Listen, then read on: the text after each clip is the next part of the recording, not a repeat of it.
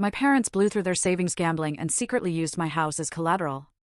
When the bank called, they demanded I sell my assets to pay off their debt. "Hand over the keys to your beach house," my dad barked. Their faces went pale when I pulled out the ownership papers showing. You know that feeling when your entire world, the one you've painstakingly built, just shatters into a million pieces?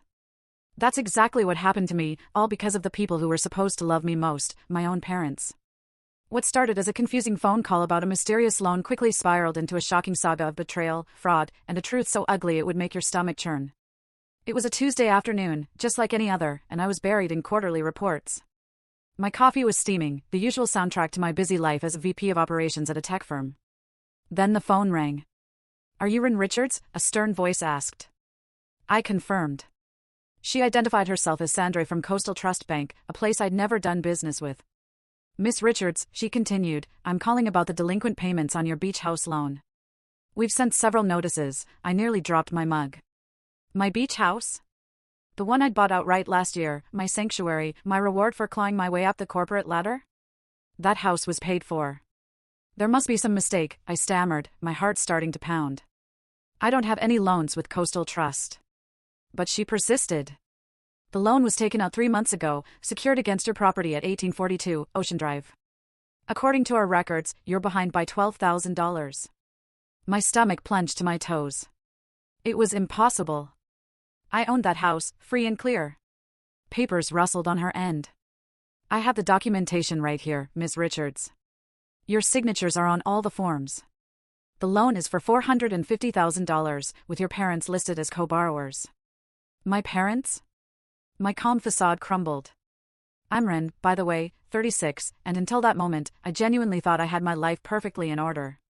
I'd built myself up from nothing, put myself through college, achieved the kind of success my immigrant parents always preached about but never quite managed themselves. "Send me copies of everything," I told Sandra, grabbing a pen. "I'll review it immediately." The documents landed in my inbox while I was still on the phone. And there they were, in crisp PDF format, my signature, or rather, an incredibly convincing forgery of it. Below that, my parents' names, Zlata and Lonnie Richards. "I need to look into this," I said, my voice dangerously steady. "You'll hear from me or my lawyer soon." I hung up and immediately dialed Michaela, my best friend since college, and, crucially, my financial attorney. "Check your email," I demanded when she answered. "I need you to tell me these documents aren't real." While Michaela worked her magic, I pulled up my banking app. The beach house deed was still there, in my name, but everything felt wrong. I dug deeper into my accounts, searching for any other irregularities. My phone buzzed. A text from my dad: "Sweetheart, your mother and I are having everyone over for dinner tonight. 6 p.m. sharp. Important family matters to discuss." Another buzz. "Bring the beach house keys. We need to check on some maintenance issues." I stared at the messages, my hands trembling with white-hot rage. The casual audacity of it all. They must think I still didn't know. Michaela called back. "Ren, these documents, they're professionally done." "And the notary stamp?" "It belongs to Palmer Erickson." "Isn't he your parents' old friend, the attorney?" My jaw tightened. Yeah, I remembered Palmer. Always at family gatherings, always laughing at my father's jokes, always ready with friendly legal advice. "Get dressed up," Michaela advised. "Go to dinner. Act normal, but don't say a word about what you know. We need to figure out how deep this goes first." I agreed, then spent the next hour in a daze, watching the sun dip towards the horizon through my office window. My phone kept lighting up with texts from my mother: "Don't be late. Wear something nice. Bridget and Neil will be there at 5:55 p.m. I pulled into my parents' driveway, immediately noticing their brand new Mercedes parked out front. Funny, isn't it? How they could afford that, but needed to steal from their own daughter. My mother opened the door before I could even knock. "Darling," she exclaimed, air-kissing my cheeks. "You look tired, working too hard as usual." I forced a smile. "You know me, Mom." The house smelled like her signature beef stroganoff. Through the dining room doorway, I could see Bridget, my sister, and her husband, Neil, already seated, heads close in conversation. My father emerged from his study, that familiar, charming smile plastered on his face. "There's my successful girl," he boomed, arms wide for a hug. "Did you bring the keys?" I reached into my purse, fingers brushing against the cold metal. The keys. The keys he wanted so badly to the house they'd tried to steal right out from under me. Of course, Dad, I said, keeping my voice light. They're right here. His eyes lit up as he reached for them, and in that moment, I saw everything clearly. The years of manipulation. The careful grooming to be the responsible daughter they could eventually leech from. The way they'd always treated my success as a family resource rather than my own hard-won achievement. I pulled the keys back slightly, just out of reach. But first, I added, why don't you tell me what kind of maintenance issues we're dealing with? The flicker of panic in his eyes told me everything I needed to know. Oh, just some issues with the deck railings, my father said smoothly, but his hand dropped to his side. You know how coastal properties need constant upkeep. We moved to the dining room where my mother was laying out her elaborate spread. Bridget barely looked up from her phone while Neil offered an awkward wave. The tension in the room was thick enough to cut with my mother's expensive serving knife. So, I said, taking my usual seat, what's this important family matter we need to discuss? My mother and father exchanged glances. Bridget suddenly became very interested in her water glass. Well, sweetheart, my father began, his voice taking on that silky tone he used when trying to close a deal, your mother and I have been thinking about retirement. Really? I kept my voice neutral while serving myself some stroganoff. That's wonderful. What are your plans? My mother sat down primly. We've had some financial setbacks. The market hasn't been kind to our investments. By investments, do you mean gambling? The words slipped out before I could stop them. The clutter of silverware against china filled the sudden silence. My father's face reddened slightly, but he maintained his composure. Now, Ren, that's not fair. We've had some unfortunate circumstances, yes, but we've always managed to handle our affairs. Until now? I asked innocently. The thing is, my mother cut in, her voice sharp, we need your help. You've been so blessed with success, and we've always supported you. It's only right that you support us now. I set down my fork. Support you how, exactly? The beach house, my father said. If we sell it now, we can clear our debts and have enough left over for a comfortable retirement. It's the perfect solution. Perfect for whom? I asked. The house is in my name. I bought it with my money. We're your parents, my mother snapped. Everything you have is because of us. We sacrificed everything to give you opportunities. Bridget finally looked up. Mom, maybe we should stay out of this. My mother hissed at her. I pushed my plate away, my appetite gone. Let me get this straight. You want me to sell my house to bail you out of your gambling debts? Don't be dramatic, my father said, waving a dismissive hand. We've already taken care of the paperwork. All you need to do is sign the listing agreement with Neil here. Neil suddenly became very interested in his napkin. The paperwork? I repeated slowly. You mean the loan documents you forged my signature on? The room went deadly quiet. My father's charm evaporated, replaced by something colder. Who have you been talking to? He demanded. Coastal Trust Bank called today. Interesting conversation. I turned to Neil. Did you know about this? He wouldn't meet my eyes.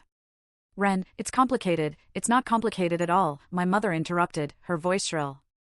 You owe us this after everything we've done for you. All the sacrifices we've made. Sacrifices? I laughed, but there was no humor in it. Like the college fund you gambled away? The one Grandma set up for me? Or maybe you mean the credit cards you took out in my name when I was 18? Bridget's head snapped up. They did what? Oh, you didn't know about those? I asked her, my voice dripping with sarcasm. I found out in college when I tried to get my first apartment. My credit was already ruined. Took me years to fix it. That was different, my father protested. We paid those off eventually. And now you're trying to steal my house. I stood up, my chair scraping against the hardwood floor. Did Palmer help you forge the documents, or did you find someone else this time? My father's face went pale. You leave Palmer out of this. Why? I pressed. Is he as nervous as you are about fraud charges? My mother stood up so fast her wineglass toppled, spreading red across her pristine tablecloth. How dare you threaten us after everything? Stop saying that. I slammed my hand on the table, making everyone jump. You didn't sacrifice anything. You took. You always took. And now you've gone too far. I pulled up my phone and held up the screen, showing the email from Sandra at Coastal Trust. You have 24 hours to come clean about the forgery, or I'm going to the police. You wouldn't, my father said, but his voice shook slightly. Try me. I grabbed my purse and headed for the door. Oh, and Dad, about those beach house keys? I turned back with a cold smile. I changed the locks last week. Funny how things work out. The last thing I heard as I walked out was Bridget asking, "What did you two do?" I got into my car, hands shaking as I turned the key. My phone was already buzzing with messages, but I ignored them. Instead, I called Michaela. How did it go? She asked. Time to move to phase 2, I said. How fast can you get those fraud papers ready? I'll have them on your desk first thing tomorrow.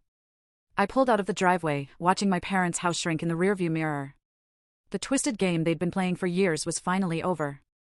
They just didn't know it yet. Michaela's office always reminded me of a war room. Today, spread across her desk, were bank statements, loan documents, and property records, the damning paper trail of my parents' betrayal. Look at this, she said, pointing to a highlighted section. The trust your grandmother set up specifically prohibited using any properties as collateral without the trustee's approval. That's you. These loan documents shouldn't even exist. I leaned closer. So, how did they get around that? They didn't, she said, shuffling through papers. Palmer backdated documents showing the trust was dissolved last year. But I have the original trust documents right here. Still active. My phone buzzed, another message from my father. I ignored it. There's more, Michaela continued. I had my assistant dig deeper into your accounts. Look at these transactions. She pulled up a spreadsheet on her monitor, small withdrawals ranging from $500 to $2,000, scattered across different accounts over the past 5 years. They've been skimming, I said, feeling utterly sick. All this time. A knock at the door interrupted us. Bridget stood there, looking incredibly uncomfortable. Can I come in? She asked. I nodded, and she slipped inside, clutching her designer purse like a shield. I need to tell you something, she said. About Mom and Dad. Let me guess, I said, you knew about the loan. She flinched. Not exactly. I knew they were planning something with the beach house. I told them they were going too far, but, she trailed off. But what? Mom said you owed them? That you'd gotten everything while she got nothing? Bridget's voice cracked. I was jealous, okay? You, with your perfect career and your beach house and everything just working out for you. Working out? I laughed bitterly. Do you remember when I couldn't get an apartment in college? When I had to work 3 jobs just to afford a room in that sketchy basement? They said that was because I was bad with money. No, Bridget, it was because they opened credit cards in my name and maxed them out. I pulled out my phone, showing her the old credit reports I'd saved. See these? All opened when I was 18. All defaulted within a year. Bridget's face went pale. I didn't know. There's more, Michaela interjected, sliding forward a bank statement. Remember those savings bonds Grandma gave you both for college? Mine disappeared. Bridget said. Mom said the bank lost them. No, I said quietly. They cashed them. All of them. Yours and mine. Look at the dates. Bridget's hands shook as she read the document. This was right before my first semester. They said they couldn't afford my tuition, that I had to take out loans while they were gambling away our college funds. I finished. Tears spilled down Bridget's cheeks. I've been so awful to you all this time. You thought what they wanted you to think, I said, handing her a tissue. They played us against each other. First, Michaela said, gathering the documents into neat piles, we're filing fraud charges about the forged loan documents. Then my phone rang, cutting her off. It was a number I didn't recognize. Hello? Miss Richards, this is King Benson from the Housing Authority. There seems to be an irregularity with some property documents filed under your name. I put the call on speaker. What kind of irregularity? Well, the foreclosure paperwork that was submitted, there are some discrepancies in the dates. Technically, this could delay any proceedings for quite a while. I caught Michaela's eye. She nodded slowly. How long a delay are we talking about, Mr. Benson? Could be months. These things have to be done properly, you understand. Especially with the trust involvement. After I hung up, Bridget looked at me questioningly. What does this mean? It means, Michaela said with a slight smile, that we have time to do this right. Your parents can't touch the house while the foreclosure is delayed. And while they're distracted by that, I added, we can start looking into their other activities. Palmer's involvement. The gambling debts. I want to help, Bridget said suddenly. I studied my sister's face, seeing real remorse there. Are you sure? They're still our parents. They stole my future, she said firmly, and they tried to steal yours. I want to make it right. Michaela began gathering the documents into neat piles. We'll need to move carefully. One wrong step and they might realize what's coming. They won't, I said, thinking of my father's smug face at dinner, my mother's cold certainty that I would give in. They still think they're in control. So what's next? Bridget asked. I picked up the trust documents, running my finger over my grandmother's signature. Next, we start pulling threads. And we don't stop until their whole web falls apart. The next family dinner was my mother's idea, to clear the air, she'd said on the phone, her voice honey-sweet. I agreed immediately. It was the perfect opportunity to set things in motion. I arrived early, watching my mother flutter around the kitchen like nothing was wrong. She'd made her famous pot roast, trying to recreate the comfort of childhood dinners, when things were simpler. The bank called again, I mentioned casually, helping her arrange plates. Her hands stilled for just a moment. Oh. Apparently, there's been a lot of banking fraud lately. They're doing a big investigation. I kept my voice light. Isn't that interesting? The serving spoon clattered against the counter. I'm sure it's nothing to do with us. Of course not, I smiled, though Palmer seemed quite concerned when I ran into him yesterday. Before she could respond, the doorbell rang. Bridget arrived with Neil, followed shortly by our father. The tension in the room was electric. How's the beach house? My father asked, trying to sound casual. Secure? I replied, meeting his eyes. Very secure. Dinner started quietly, the only sounds the clinking of silverware and my mother's attempts at small talk. I waited until everyone had wine in hand before speaking. I had an interesting meeting today, I said, with the fraud department at Coastal Trust. My father's fork froze halfway to his mouth. Ren, they're launching a full audit. Something about irregular loan applications. I took a sip of wine. Apparently, they're finding all sorts of fascinating patterns. That's enough, my mother snapped. We're trying to have a nice family dinner. Like when I was 10? I asked. When you told me my college fund would be safe if I just trusted you? Neil shifted uncomfortably.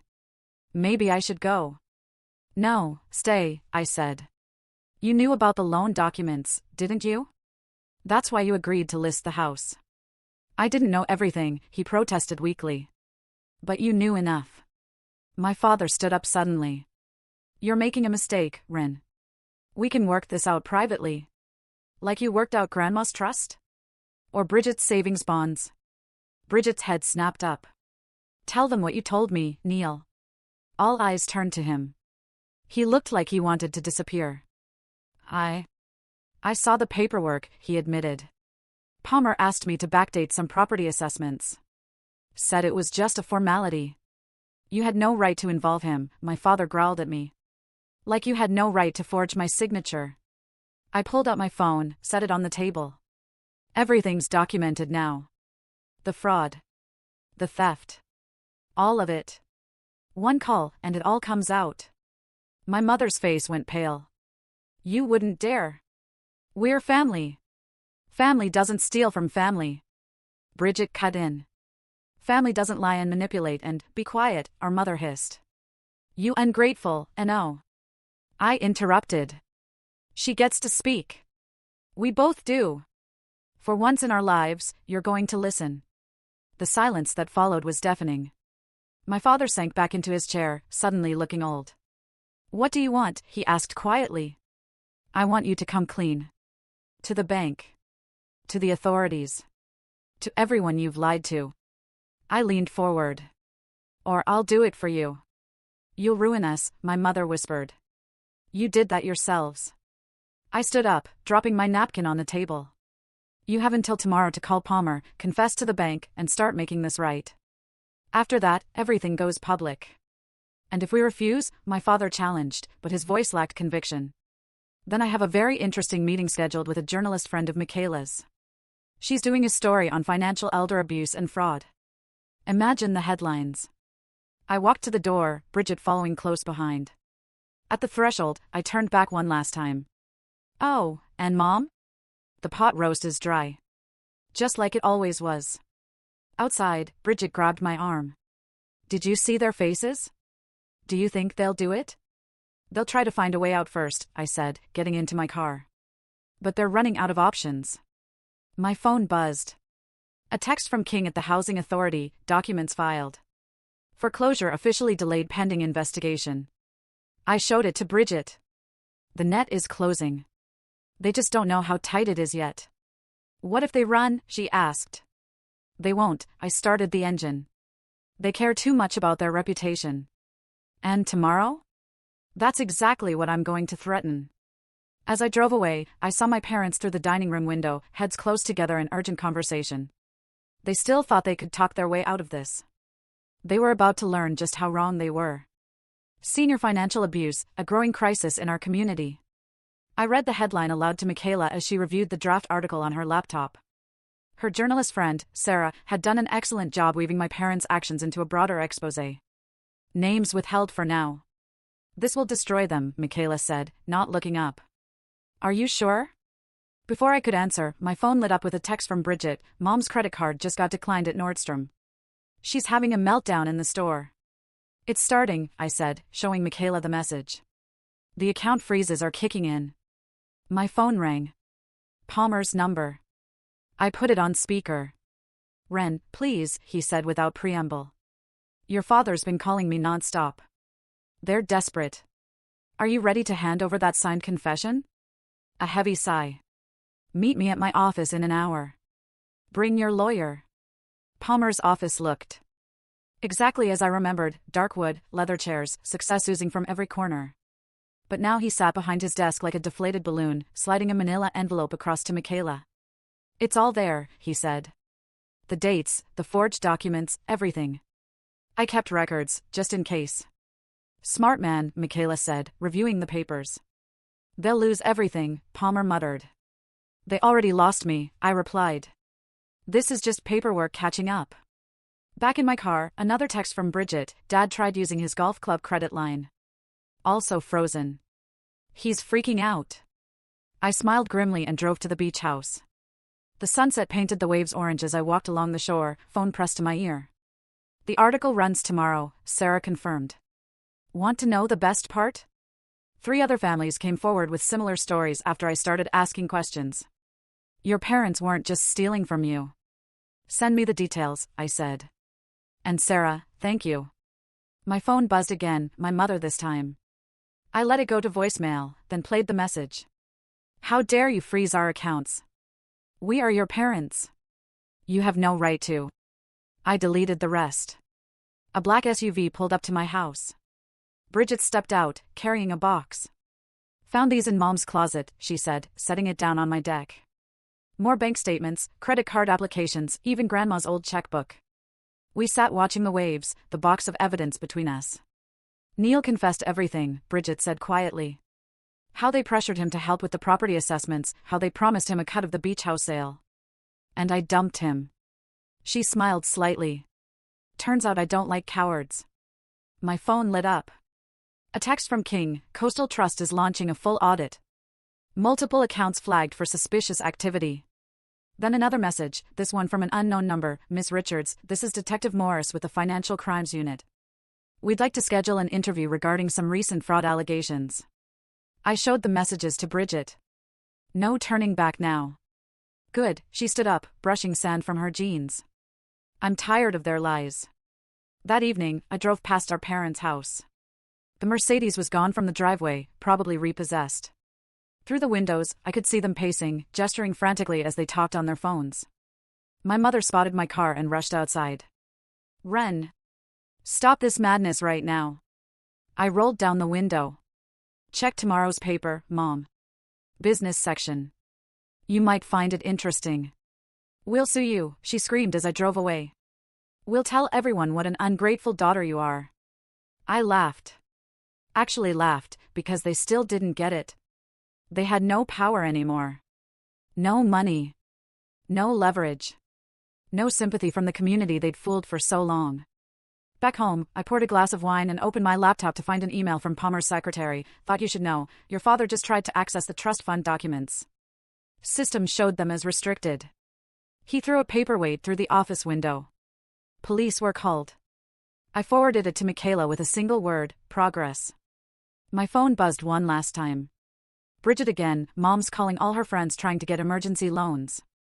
No one's answering. Think they finally figured it out? She asked. Not yet, I texted back, but tomorrow's paper will help. I walked out onto my deck, listening to the waves crash against the shore. Somewhere in the darkness, my parents were watching their carefully constructed world crumble. By this time tomorrow, everyone would know exactly who they really were. And I would finally be free. The newspaper hit driveways at 6 a.m. By 6:15, my mother was screaming into my voicemail. How could you? Your own parents. We're the talk of the entire town. Her voice cracked with rage. If you don't fix this right now, I deleted the message and pulled up the article on my phone. Sarah had done a masterful job. The story detailed multiple cases of financial exploitation, with my parents' actions featured prominently. Though still unnamed, their description was unmistakable to anyone who knew them. Michaela arrived at my house just as another call came in, this time from Detective Morris. We're executing a search warrant at your parents' residence, he said. Given the evidence you provided, we'd like you to come down to the station to make a formal statement. I looked at Michaela, who nodded. We'll be there in an hour. As we drove to the station, texts flooded my phone, family, friends, distant relatives, even my mother's bridge club members, all expressing shock and asking if the story was about my parents. At the police station, Detective Morris led us to an interview room.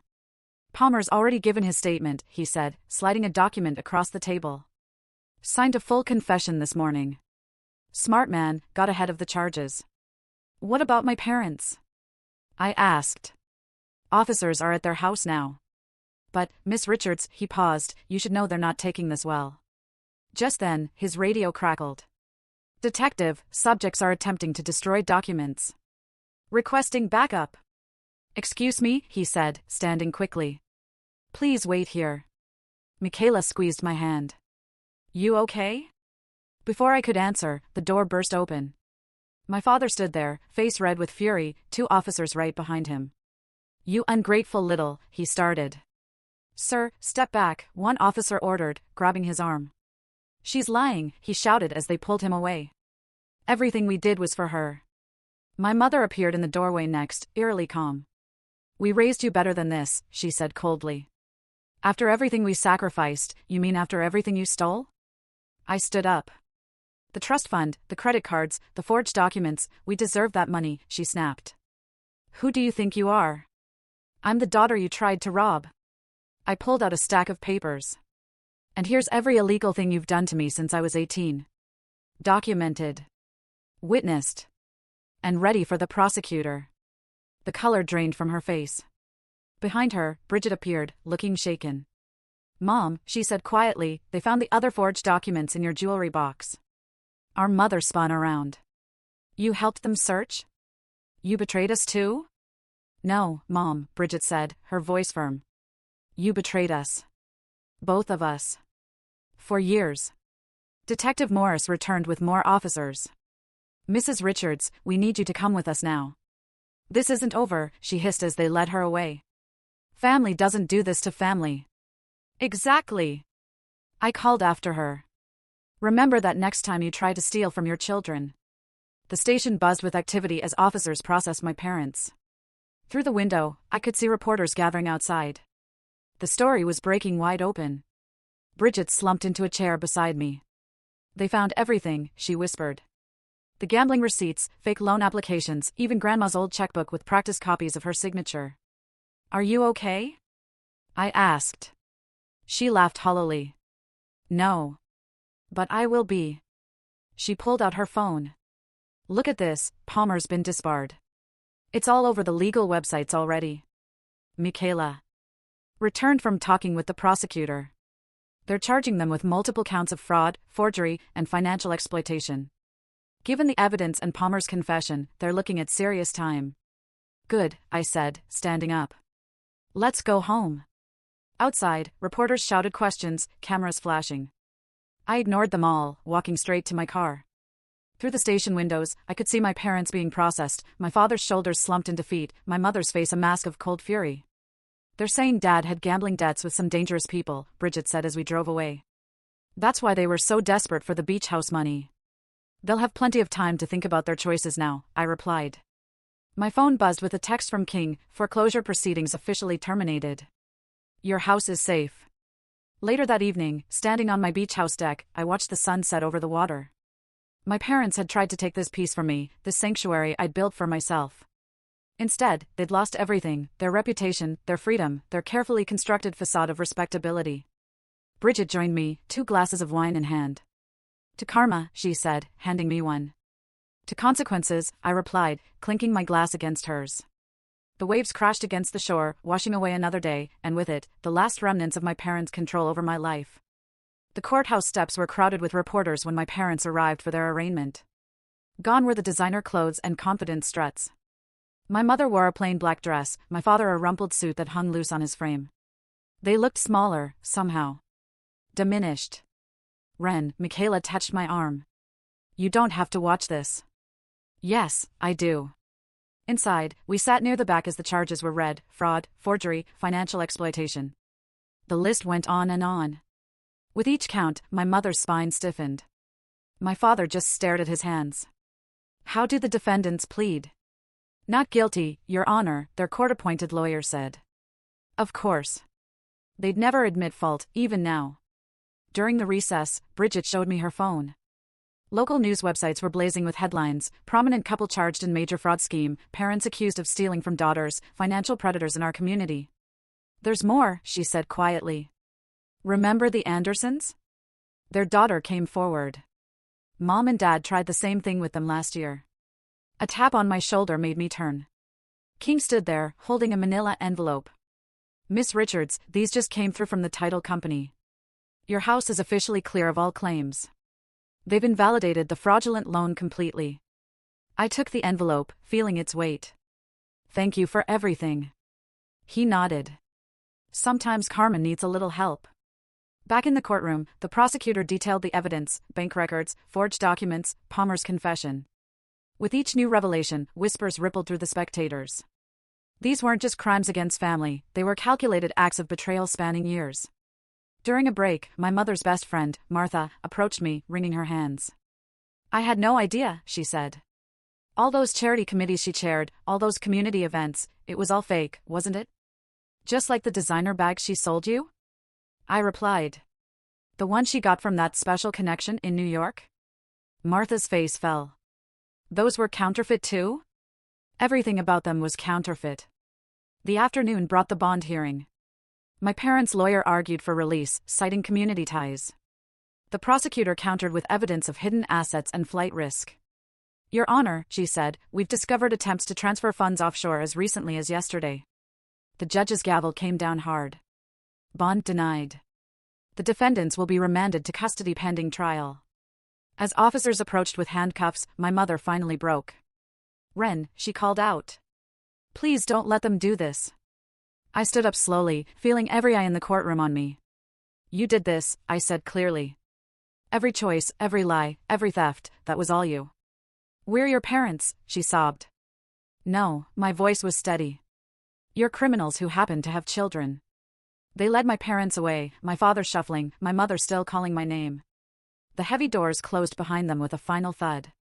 Outside, Bridget and I pushed through the media crowd to my car. A reporter thrust a microphone at me. "Miss Richards, how does it feel to send your own parents to jail?" I paused, turning to face the cameras.